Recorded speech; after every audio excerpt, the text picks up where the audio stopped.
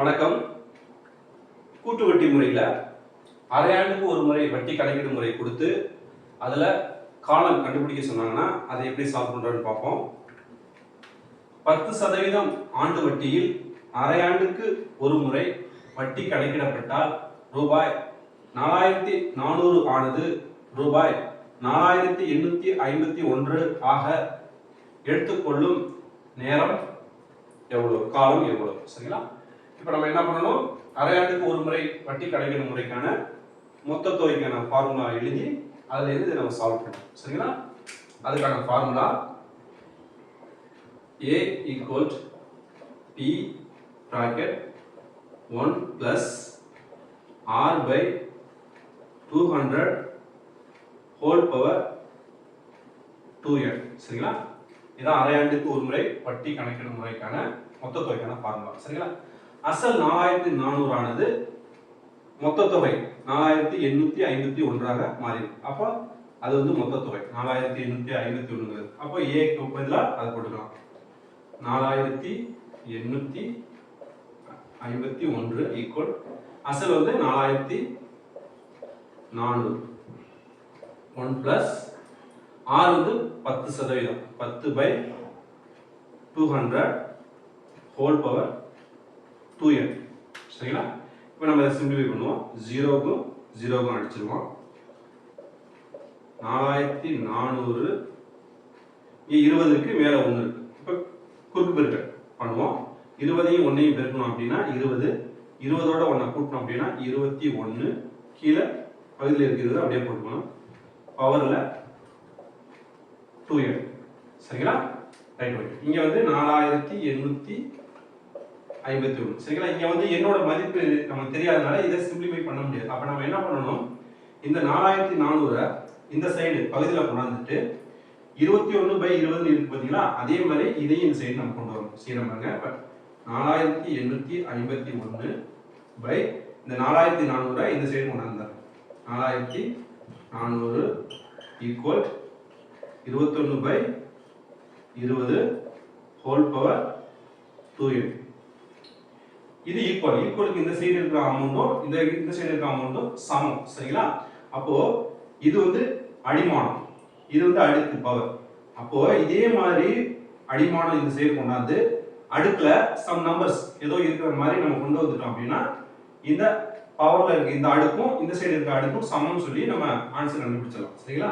அப்ப இந்த 4400 நான் என்ன பண்ண போறேன், இங்க 20 இருக்கா, கண்டிப்பா இன்னும் 20ஓட பவர்ல ஏதோ இருக்கும். அப்ப 20ஆல நம்ம வகுப்போம். 20 எத்தனை டைம் வந்து 4400 வருதுன்னு பார்ப்போம். 4400 20. சரிங்களா? 44ல 2 20 இருக்கு. சரிங்களா? 2 20 2ன்னு போடலாம். 2 20 2 20 40. சரிங்களா? மிச்சம் 4 0 முன்னாடி 40, மறுபடியும் 2 20 40, அது 0 சேர்த்துக்க வேண்டியதான். மறுபடியும் 20 ஓர் 20. சரிங்களா? ஓர் 20 20 மிச்சம் 2 0 முன்னாடி சேர்த்தோம்னா 20 ஓர் 20 20. அப்ப 20 பெருக்கல் 20 பெருக்கல் 11 இது எல்லாத்தையும் பெருக்கணும்னா 4400 கிடைக்குது. சரிங்களா? அப்படியே அதுக்கு போடும். அடுத்த பண்ணுங்க, 4851 21ஆல எத்தனை தடவை வருதுன்னு பார்ப்போம். சரிங்களா? 4851 21. சரிங்களா? 48ல 2 21 42, 48ல மிச்சம் 6, 5க்கு முன்னாடி சேர்த்தோம் அப்படின்னா 65, 3 21 63, 65ல 63 வரையும் சொல்லிட்டோம். மிச்சம் 2, 1க்கு முன்னாடி சேர்த்தோம்னா 21, ஓர் 21 21, மறுபடியும் 21 எடுத்துக்குவோம். 23ல ஓர் 21 21, 23ல மிச்சம் 2 இருக்கும். 1க்கு முன்னாடி சேர்த்தோம்னா 21, ஓர் 21 21. அப்போ 4851 அப்படிங்கிறது 21 பெருக்கல் 21 பெருக்கல் 11 அப்படின்னு கிடைக்குது. சரிங்களா? ரைட். ஓகே. நான் எழுதுறேன். இப்போ 21 பெருக்கல் 21 பெருக்கல் 11 கீழே 20 பெருக்கல் 20 பெருக்கல் 11 இந்த சைடு 21/20 ஹோல் பவர் 2n. இப்போ 11க்கும் 11க்கும் அடிவிட்டு. சரிங்களா? இந்த சைடு நான் அடிச்சு செய்றேன்.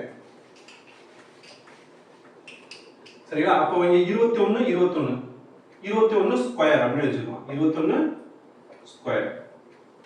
அடுத்து இது 20 பெருக்கல் 20 20 ஸ்கொயர் எழுதிக்கலாம். 21 by 20 whole power 2n. சரிங்களா? இப்போ இது ரெண்டுடைய அடுக்கும் சமமா இருக்கும்போது நம்ம இது பொதுவா எழுதிக்கலாம். 21 by 20 அப்படின்னு சொல்லிட்டு பொதுவா whole power 2 ன்னு போட்டுக்கலாம். சரிங்களா? இதனுடைய அடுக்கும் சமமா இருக்கும்போது நம்ம இது ரெண்டுக்கும் வகுத்தல் மொத்தமா போட்டுக்கலாம். Equal 21 by 20 whole power 2n. சரிங்களா? அப்போ இந்த அடிமானமும் சமம். அப்போ அதன் மேல இருக்கக்கூடிய அடுக்குகளும் சமம். அதாவது 2 ஈக்குவல் 2n சமம். இதுவும் சமம். சரிங்களா? அப்ப நமக்கு n தான் வேணும். 1 2 2 1 2 2 ஒண்ணே n பெருக்கணும்னா n தான். அப்ப n ஈக்குவல் டு 1 ஒரு ஆண்டு